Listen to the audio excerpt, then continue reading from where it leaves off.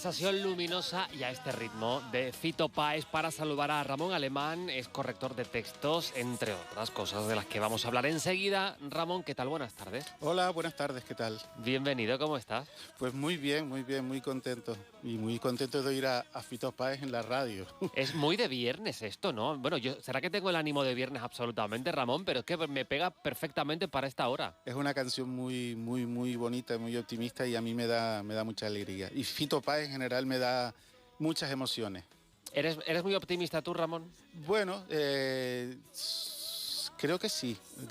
Vamos a ver, más que optimista, intento tomarme las cosas generalmente con bastante humor, porque en realidad no siempre hay razones para ser optimistas, pero bueno, si incluso a las malas nos tomamos las cosas a risa, pues nos va a ir mejor. Ramón, eres corrector de textos, asesor lingüístico, como digo, hablaremos de esto enseguida, periodista ante todo. De pequeño, si te preguntaban qué querías ser de mayor, ¿tú qué respondías? Yo recuerdo que quería trabajar en una oficina. ¿Ah? Sí, pero la idea de la oficina para mí era mover papeles. Yo quería mover papeles, o sea, coger, por ejemplo, un tocho de folios, de 20 folios, hacer así, moverlos en horizontal, en vertical, ponerlos en su sitio, colocarme unas gafas que no tenía, coger el bolígrafo, anotar, firmar. Yo soñaba con ser eso, no sé por qué. Al final trabajo con papeles, pero de otra forma, claro. Un poco esa idea romántica de oficina, de teclear, de estar como el corre-corre, ¿no? Hay como una idea de lo que es la oficina, o lo que era al menos, ¿no? Sí, pero que aparte que yo tampoco sé, o sea, si me hubieran preguntado en aquella época, pero en oficina de que me daba igual, o sea, me daba igual que fuera en un banco que en la administración de un supermercado. La idea era el papel, la oficina, el bolígrafo, las gafas que yo no usaba, ese tipo de cosas. Ese es uno de los recuerdos que tengo, ¿no? Y seguramente también habré soñado con ser otras cosas, pero ahora mismo no las recuerdo. 1991, La Gaceta de Canarias, Ramón. ¿Este es tu primer trabajo como periodista? Bueno, ya en el año 89 yo entré por pura casualidad, como casi toda mi actividad laboral que se ha regido casi siempre por la casualidad. Yo entré a trabajar en el Centro de la Cultura Popular Canaria y una de las actividades que había que hacer era, o sea, una de las cuestiones que hacíamos cuando se promovía la actividad cultural, por ejemplo, los abandeños actúan en Las Palmas, pues toda la organización de esa actividad, que era donde yo estaba metido, también incluía elaborar una nota de prensa y muchas veces me tocó. Entonces ese fue el primer acceso al mundo del periodismo, pero conocer de dentro una redacción, ver lo que era el periodismo y moverte en esa selva encantadora y romántica que eran porque no sé si en la actualidad lo siguen siendo, las redacciones de los periódicos, eso fue en el 4 de enero de 1991. En la parte de ahí vinieron muchos más medios, muchas más cabeceras y mucho más periodismo. ¿Te desencantó? ¿Te gustó lo que viste? ¿Seguías habitando aquella idea romántica de lo que era una redacción? Me encantó porque además la Gaceta de Canarias era un periódico en aquella época muy caótico. Había tenido un problema de fondo muy grande y habían despedido a los directores originales del periódico, entonces el periódico entró en una etapa de redefinición, entró José Manuel de Pablos como director. Y el periódico era, no por José Manuel de Pablos, pero por su propia naturaleza, por el estado en el que se encontraba, de aquella revolución que había ocurrido sin venir a cuento prácticamente, era un periódico bastante caótico. Y éramos gente muy joven, casi todos, éramos personas muy jóvenes. Yo tenía creo que 23 o 24 años, ¿no? Entonces, y casi todo el mundo era así, ¿no? Era 24, 25, 30, 35 años. Y entonces yo recuerdo que cuando yo entré ahí, yo me dije a mí mismo, este es mi sitio, y efectivamente, finalmente ese fue mi sitio y también ahí fue donde entré en contacto por primera vez con el mundo de la corrección, que finalmente es el que me ha llevado hasta aquí, a lo que soy ahora, porque yo me considero un periodista retirado más bien, ahora soy corrector. Porque, ¿cómo era ese momento de encontrarte, de aprender lo que era un corrector? Bueno, en el periódico La Gaceta de Canarias, como te decía, que yo era un poco caótico, entonces en los periódicos había una figura, lo digo todo en pasado porque no sé cómo funcionan en la actualidad. Cada vez menos, ¿eh?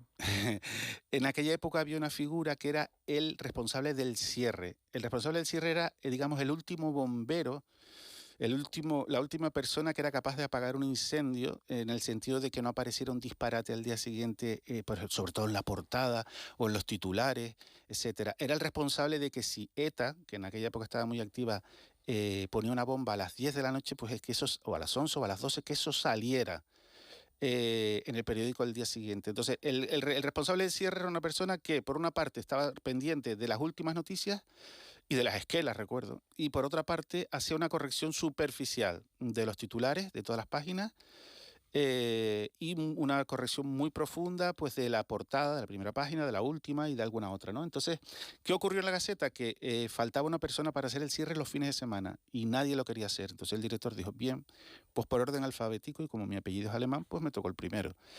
Y a partir de ahí, el siguiente fin de semana, a alguien le tocaba, pues al siguiente por el apellido A o por la B o lo que sea, ¿no? Y, qué rayo, hacer el cierre, digo, tranquilo que yo te lo hago. Porque me gustaba, era estar con los maquetistas, salir a trabajar tardísimo, no había jefes, porque el director se iba pues, a las 9, a las 10 de la noche.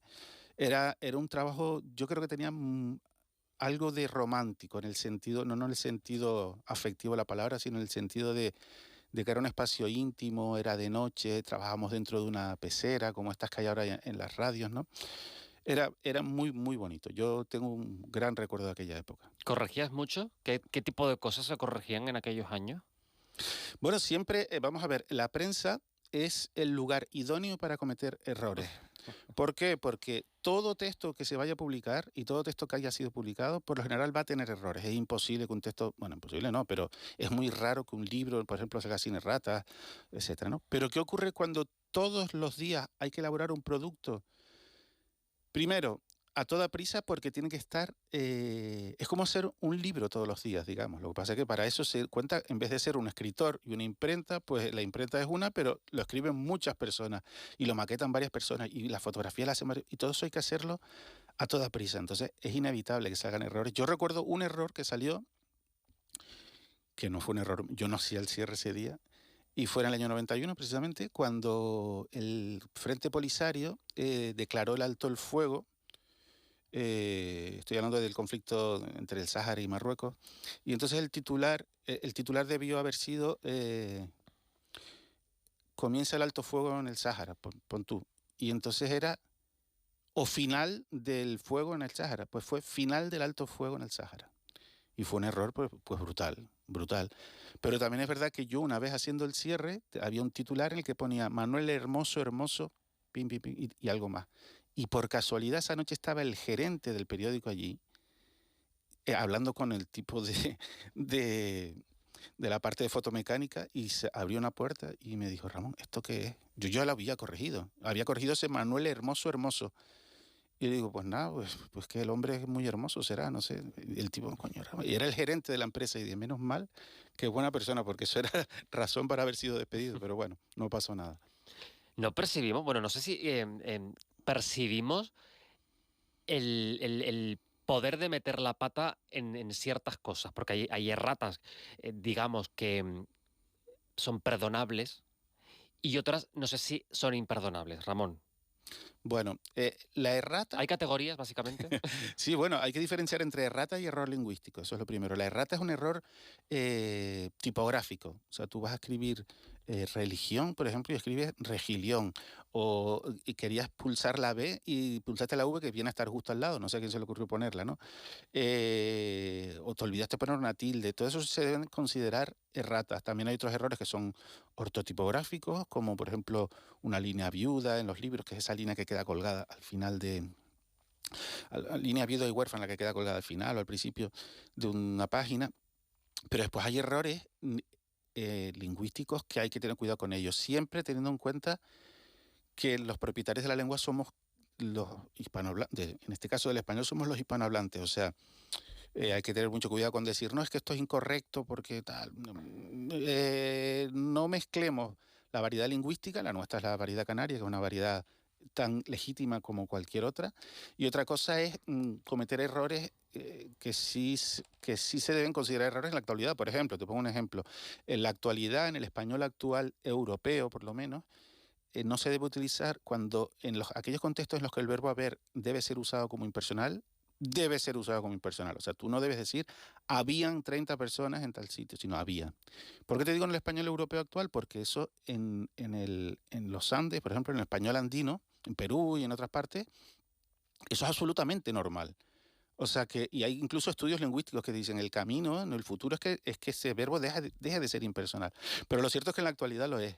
Hay otros errores que es muy propio del lenguaje administrativo y del lenguaje periodístico y del jurídico, que es utilizar la palabra mismo con una función anafórica, o sea, para referirse a algo citado previamente. Yo digo, vamos a limpiar los cristales para el cuidado de los mismos. No, para el cuidado de los mismos, no, para su cuidado. Siempre se puede sustituir ese mismo por un posesivo, por un determinado. Ese tipo de errores sí se deben corregir, pero... Y después, por ejemplo, en el caso de mi trabajo como corrector, que corrijo literatura, que corrijo trabajos técnicos, también tesis doctorales, etcétera, hay que intentar que el texto sea inteligible. O sea, porque un texto puede estar muy bien escrito, pero ser infumable, o sea, tener una cuádruple subordinación, redundancia, etcétera. Entonces, ese tipo de cuestiones sí se deben corregir. Ahora, yo creo que por lo general hay que dar bastante libertad al escribiente y al hablante. Y también, por último, para no extenderme más, hay que tener mucho en cuenta los registros. No es lo mismo mandar un WhatsApp a un amigo o una amiga que ponerte una notita en tu frigorífico para ti mismo, que yo ahí soy libre de cometer los errores que quiera, que escribir una tesis doctoral. Estamos hablando de diferentes niveles de comunicación. Cuanto más alto sea el registro, cuanto más, digamos, formal sea, pues más cuidado hay que tener. ¿Y cómo si tú nos analizaras generacionalmente, bueno, pues el momento histórico que estamos viviendo, ¿escribimos mejor o peor? ¿Somos más conscientes de esos errores, de esas incorrecciones que cometemos? Fruto quizá también de cómo hablamos mayoritariamente por redes, por WhatsApp, esa economía del lenguaje que hace que muchas veces perdamos el tino, ese llevar al formato formal, eh, como hablamos en un grupo de WhatsApp. ¿Esto al final se nota en el descuido de nuestra lengua, la manera de escribir, Ramón? Yo creo que no. Yo creo que la lengua española en términos generales goza de muy buena salud. Otra cosa es determinados ámbitos, determinadas situaciones. Cuando comenzó este siglo estábamos ante un problema que era el de lo que primero fue siendo el SMS, después empezaron a ser las redes sociales y la gente se tiraba los pelos diciendo, ay, ¿qué va a ser de la juventud?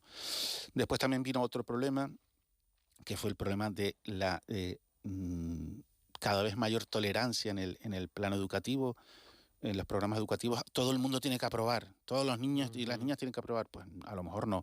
Y después hay un tercer problema, que este sí me parece muy preocupante, que es el de la inteligencia artificial, que ya está elaborando textos muy buenos en algunos casos, en otros casos no tanto. Entonces, el de la inteligencia artificial es otro mundo en el cual yo prefiero jubilarme antes de tener que enfrentarme a él, ya no me queda mucho. Pero el SMS, el WhatsApp, las redes sociales, no le hicieron mucho daño a la lengua española. Sí le hicieron más daño, no a la lengua española, sino a la capacidad de comprensión lectora de los niños y las niñas, esa especie de laxitud del sistema educativo, de no hay que aprobarlo porque sí, porque el niño no puede sí, pues que a lo mejor sí tiene que suspender, porque tiene que leer más y tiene que comprender más lo que está leyendo. Pero en general, yo a la lengua española la veo saludable, hermosa, avanzando y sobre todo avanzando gracias a la locomotora de la lengua española que es Hispanoamérica, claro. Bueno, veíamos, esto lo comentamos también esta semana, cómo a partir del concierto de Bad Bunny en la Super Bowl se han disparado las personas interesadas en aprender español. Sí, sí. En Duolingo, por ejemplo, y Sí. la Academia Puertorriqueña le hizo un reconocimiento. Yo, sinceramente, no puedo opinar sobre Bad Bunny, aunque sé que hay posiciones enfrentadísimas, porque yo no he oído nada de él. Sí he oído alguna vez cosas que dicen esto, eso que ponen en las redes para burlarse de él. Yo no entro ahí porque no sé ni lo que está cantando, ni he estado más de 20 minutos hablando escuchando más de 20 segundos escuchando una canción de él. Ahora bien, que un hispanoamericano de un país colonizado, además, como Puerto Rico, esté en un acto como el de la Super Bowl, además con el mensaje político que dio, y que haya sido reconocido por la Academia Puertorriqueña de la Lengua, por la difusión del español, y que la gente se interese en el español porque hay un señor de Puerto Rico Bueno, iba a ser un inciso, pero es que entonces me lío mucho. Después te voy a decir algo de Puerto Rico. Porque hay un señor de Puerto Rico que habla español, o sea, es como si un chino se hace famoso de repente y todo el mundo quiere aprender chino. Oye, pues los chinos estarán contentos. Pues yo en este caso, yo creo que bienvenido sea, bienvenido sea. Y ahora nos cuentas lo de Puerto Rico. Lo de Puerto Rico, parece mentira lo inconscientes que somos en Canarias y lo inconscientes que son en Puerto Rico de la tremenda influencia que hay de las Islas Canarias en Puerto Rico. En todos los ámbitos, en la gastronomía, en la genética. Hay genética aborigen, hay genoma aborigen, pero una barbaridad. Y sobre todo, en la lengua, en la variedad puertorriqueña. La variedad, el dialecto puertorriqueño pertenece a una gran variedad que es la caribeña, y el Caribe en general está todo influenciado por el canario. Cuando hablo del Caribe me refiero a Puerto Rico, República Dominicana, Cuba y el Caribe sudamericano, o sea, sobre todo Venezuela, ¿no? Entonces, pero concretamente la hermandad que hay entre Puerto Rico y Canarias es algo que si yo tuviera 30 años menos, le dedicaría un par de horas todos los días a estudiarlo. Pero bueno, eso es otro cantar.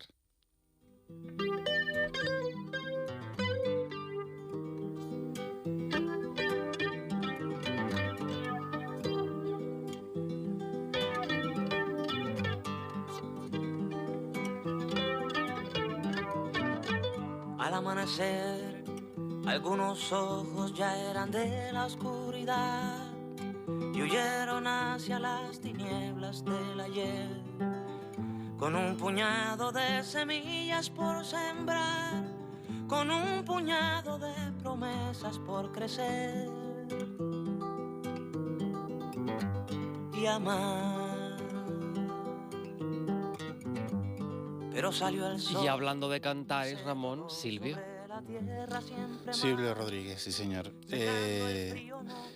Vamos a ver, para mí, ustedes me pidieron a mí que eligiera 3 canciones para este espacio.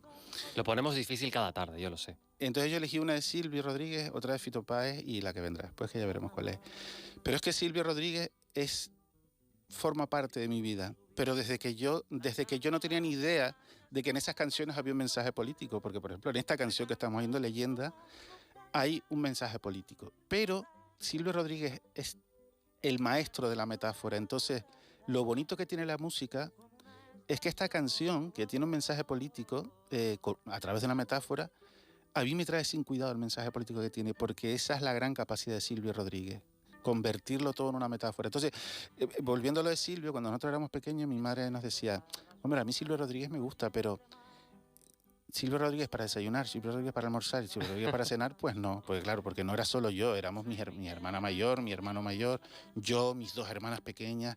Entonces era todo el día Silvio Rodríguez, Pablo Milanés, oíamos mucha música latinoamericana. Y Silvio ha sido una presencia en mi vida desde, vamos, ya te digo, desde los 7, los 8, los 9 años. ¿Escribir bien o escribir mal conscientemente, en contra de las reglas ortográficas, por ejemplo, Ramón, es un acto de rebeldía o un acto político? Bueno,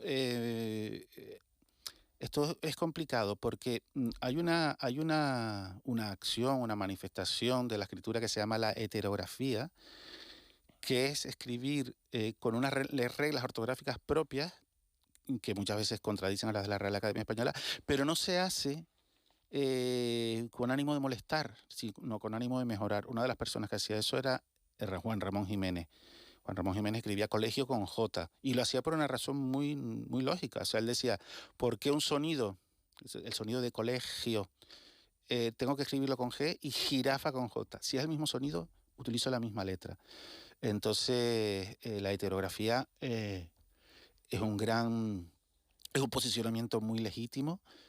Y después también hay personas, había un médico en La Laguna, se llamaba Enrique González, que tenía un libro titulado La risa, la comprensión y otras cosas buenas para la salud, algo así que se llamaba él. Y era un hombre que él puntuaba libremente. Ponía la coma donde quería, el punto donde quería, una página sin puntos.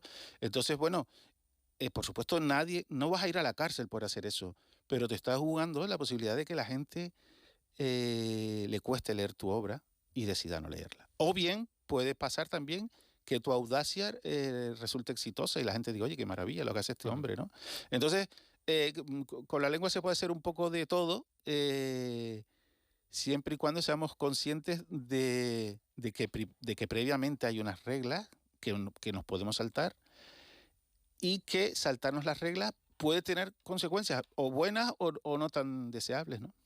Ramón, hay palabras comodín que todos usamos, bueno, y los medios de comunicación, y te cuento, a las que te gustaría prenderle fuego. Por ejemplo, te digo una, arranque. Todo arranca. Sí. Nada comienza, nada empieza. El problema de esas palabras es que suelen tener un éxito efímero. El uso de arrancar con el sentido de comenzar tuvo su razón de ser cuando alguien lo utilizó por primera vez, cuando otro oyó a ese alguien y lo repitió, y estuvieron 1 año, 2 años repitiéndolo, pero porque llama la atención, es como la expresión poner en valor. Al principio tú dices, qué maravilla, ¿no? Que poner en valor suena más bonito que valorar. Pero eso está bien, pero como dice Alex Grigelmo, el lingüista que elaboró el libro Estilo del País, pero cuando ya hasta el alcalde de la última pedanía de España lo repite y lo repite y lo repite, poner en valor hasta la saciedad, pues ya perdió todo su efecto, ese efecto refrescante que tenía. Lo mismo me ocurre con arrancar, ¿no? Arrancan las competiciones, bueno, pues podemos decir comienzan. Y después hay una serie de verbos que algunos correctores llaman asesinos, yo prefiero llamarlos abusadores más que asesinos. Uno de ellos es el verbo realizar. Vamos a realizar una rueda de prensa. Hay veces que por ejemplo, con decir hacer, pues, ¿vas a realizar la corrección? Sí, bueno, la voy a hacer. La voy a realizar, pero la voy a hacer. Hacer es un verbo mal visto, déjame decirlo, Ramón, que yo tenía una profesora que me decía que hacer era un verbo vago. Sí, pero es que es un verbo, pero es que tiene su lugar también, porque si no, no existiría. Entonces, realizar, sí, realizar está bien, pero hay veces que es mejor decir celebrar, o por ejemplo, hay veces que ni siquiera es necesario porque va seguido otro verbo. Vamos a realizar la apertura de las presas. Bueno, pues vamos a abrir las presas, es más fácil, ¿no? Después hay un fenómeno que es el sesquipedalismo, vaya palabra. La propia palabra sesquipedalismo es un sesquipedalismo. Sesquipedalismo significa palabra muy grande, palabra que mide 1,5 pies, viene a significar más o menos, ¿no? Entonces a la gente le gusta decir aperturar lo que sea, la presa otra vez, o la problemática. Nos enfrentamos a una problemática, no, una problemática es el conjunto de los problemas de una cierta disciplina. Es mejor decir los problemas o el problema, es mejor decir abrir que aperturar, etcétera. Bueno, en fin. Cuanto más sencillo, mejor. Hay otra expresión que a mí me pone los pelos de punta. Por repetida, ahora tú me corriges o no, hoja de ruta. Es que sí, eso son estas palabras que tú has dicho, palabras comodín, efectivamente, sí, se puede llamar así, son las que Humberto Hernández y otros lingüistas, Humberto Hernández, catedrático de la Universidad de La Laguna y un gran lingüista, un gran conocedor de la variedad canaria y autor del manual de estilo de esta casa, las llama clichés. Él y muchos otros lingüistas. Es un cliché, hoja de ruta. Es como las famosas líneas verdes de Podemos, cuando todavía existía Podemos, no sé si existe todavía. El efecto está bien. La hoja de ruta está bien cuando una persona lo dice por primera vez, porque lo que pretende es, probablemente también a través de una metáfora, es llamar la atención del otro. Ah, lo has llamado hoja de ruta, qué interesante. Has llamado esto líneas rojas, qué interesante. Y mantiene su efecto como una pastilla efervescente, mantiene su efecto durante un tiempo, está ahí hirviendo, pero llega un momento en que ya no tiene ningún valor, ningún interés. Entonces, hoja de ruta es una de ellas, por supuesto.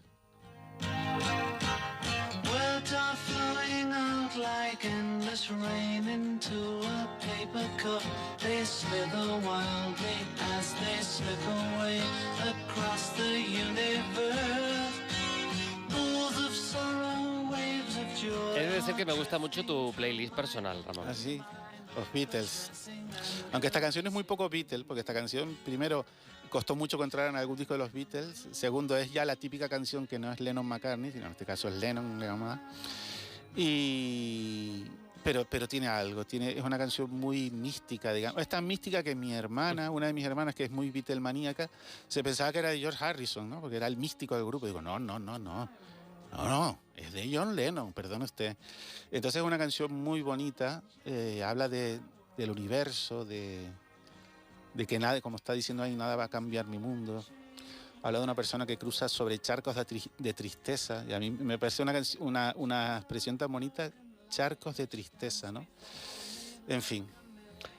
Ramón, y además celebrando ahora que Lavadora de Texto tiene un nuevo diseño, ese proyecto precioso que comenzó pues hace más de una década y que sigue precisamente ofreciendo muchos recursos para, para aprender y para valorar nuestras palabras, nuestras expresiones, la manera de expresarnos. Y hay un rediseño estupendo que se ha llevado a cabo hace muy poquito. Sí, Lavadora de Textos cumplió el 17 de enero, es la fecha que yo he puesto como de nacimiento de Lavadora de Textos, porque fue el día que publiqué el primer artículo en el blog, aunque Lavadora de Textos es mucho más que el blog. Pero bueno, coincidiendo con esos 15 años, porque eso fue en 2011,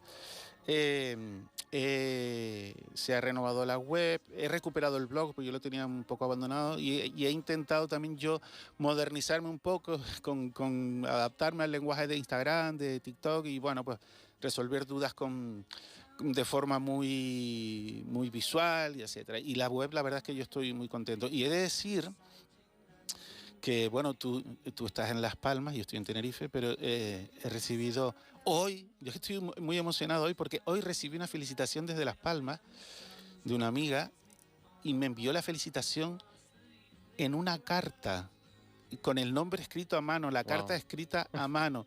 Y yo digo, pero esto ya no lo hace nadie, lo hace ella, por supuesto. Y entonces el hecho de que sea una felicitación a través de esta pequeña manga que nos separa entre ambas islas, y el hecho de que haya sido una felicitación hecha a mano y con tanto amor, pues estoy muy, muy contento, contentísimo. Contentísimos también nosotros de tenerte, Ramón Alemán, siempre de aprender contigo, de curiosear contigo y de repasar este ratito de trayectoria junto a ti en Roscas y Cotufas, y que ya te incorpores a la lista de personas luminosas de este programa. Qué bueno, eso es un honor, por supuesto. Ramón, cuídate mucho. Lo mismo. Son las 4:34 y a esta hora en Roscas y Cotufas les hablamos de un estreno este domingo en Televisión Canaria.